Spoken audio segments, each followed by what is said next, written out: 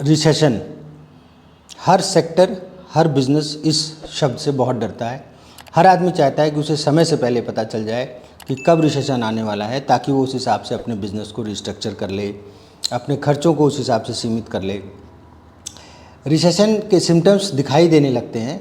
For example, जैसे आज की डेट में हम देखें, चाइना की इकनॉमी डामाडोल है, जापान की इकनॉमी बहुत बुरी तरह से हिली हुई है, यूरोपियन कंट्रीज़ में भी रिसेशन अपनी इंट्रेंस की एक आहट दे रहा है। ऐसे समय में बहुत ज़रूरी है कि हिंदुस्तान में भी जो मिडिल क्लास सेगमेंट है और जो अपर मिडिल क्लास सेगमेंट है, वो मेंटली और इकोनॉमिकली अपनी चीज़ों को उस ढंग से प्लान करे ताकि वो रिसेशन की मार से बच सके। मैं स्पेशली रियल एस्टेट की ही बात करना चाहूँगा।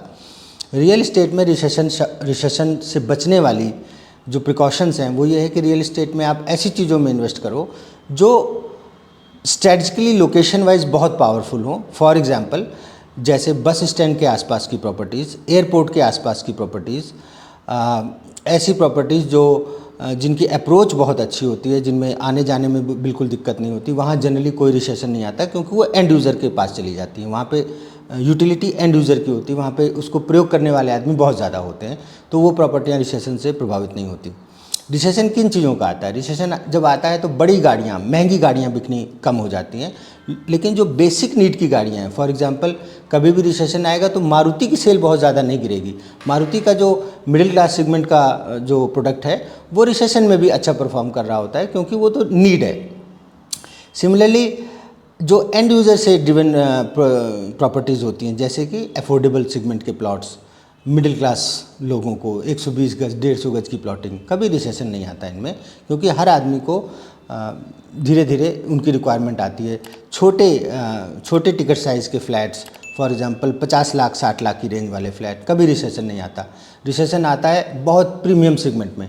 फॉर एग्जांपल, जहाँ 3 करोड़ 4 करोड़ का फ्लैट है, पेंट हाउस है, जब रिसेशन आ जाता है तो उसके बायर थोड़ा सा कम हो जाते हैं मार्केट में, क्योंकि रिसेशन की जो सबसे बड़ी मार होती है वो सबसे पहले बड़े बिजनेस हाउसेस को पड़ती है। तो बट ऑब्वियस है कि वो अपने एसेट्स को कंट्रोल करते हैं, अपनी लायबिलिटीज़ को जितनी जल्दी हो सके क्लियर करना चाहते हैं, तो ऐसे बड़े प्रोडक्ट्स में इन्वेस्टमेंट उस समय पे कम हो जाती हैं। इसी तरह से जो कॉमर्शियल की अगर हम बात करें तो कॉमर्शियल में शोरूम्स होते हैं बड़े बड़े साइज़ के, बड़े बड़े मॉल्स होते हैं, ये रिसेशन से प्रभावित हो जाते हैं।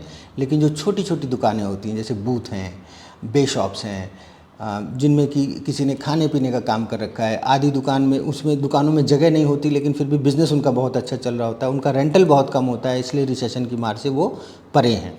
तो ऐसी प्रॉपर्टीज़ में इन्वेस्ट करें instead of purchasing one very big asset. अगर आप छोटे छोटे 3-4 प्रोडक्ट ऐसे ले लेते हैं जो आपकी रीच में हैं, जिनको आप मैनेज कर सकते हो, तो उनमें आपको रिसेशन का प्रभाव नहीं पड़ता है। वो हमेशा ऑक्यूपाइड रहती हैं और हमेशा उसमें टेनेंसी की कोई प्रॉब्लम नहीं आती, और कभी लिक्विडिटी की भी ज़रूरत पड़ती है तो वो रिसेशन में भी खूब आराम से बिक जाती हैं। ये जो सारी कम्युनिकेशन हम कर रहे हैं, इसमें बेसिक चीज़ समझने वाली ये है कि जो मिडिल क्लास सेगमेंट है वो बहुत कॉशियस चले।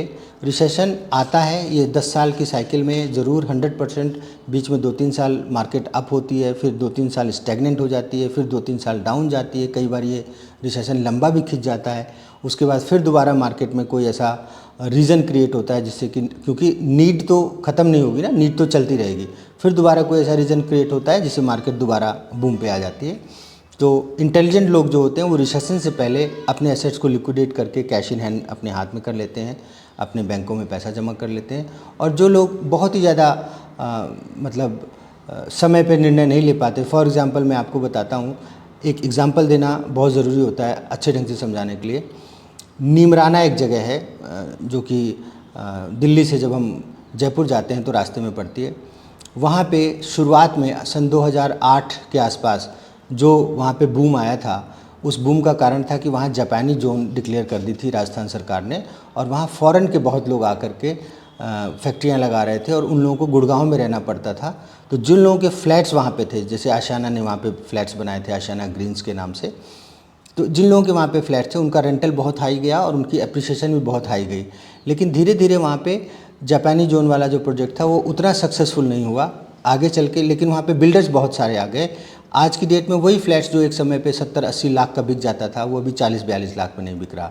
तो रिसेशन को टाइम से समझना ज़रूरी है, उसके लिए आपको स्टडी करते रहना है, कुछ ज़्यादा स्टडी नहीं करनी होती, आप अखबार डेली उठाइए और उसका इकोनॉमिक सेक्शन जो होता है उसको ज़रूर एक बार पढ़ें। हर तरह की इन्फॉर्मेशन न्यूज़पेपर्स में आती हैं। घाटा उन्हीं को हो जाता है जो लोग लापरवाही करते हैं और जो लोग बिल्कुल पढ़ना लिखना नहीं चाहते और सिर्फ ये चाहते हैं कि बस उनको कमाई होती रहे। तो ऐसा तो होता नहीं भैया, कुछ पढ़ोगे लिखोगे तो बनोगे होशियार। धन्यवाद।